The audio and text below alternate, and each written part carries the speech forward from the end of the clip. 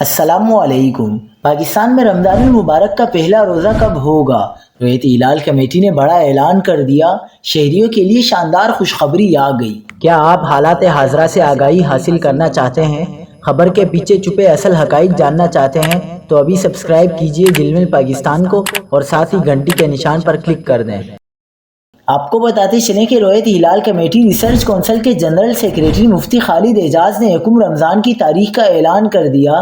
انہوں نے کہا ہے کہ 11 مارچ بروز پیر کی شام کو مطلع صاف ہونے کی صورت میں چاند کی رویت بآسانی ممکن ہے، لہٰذا امکان ہے کہ پہلا روزہ منگل 12 مارچ 2024 کو ہوگا۔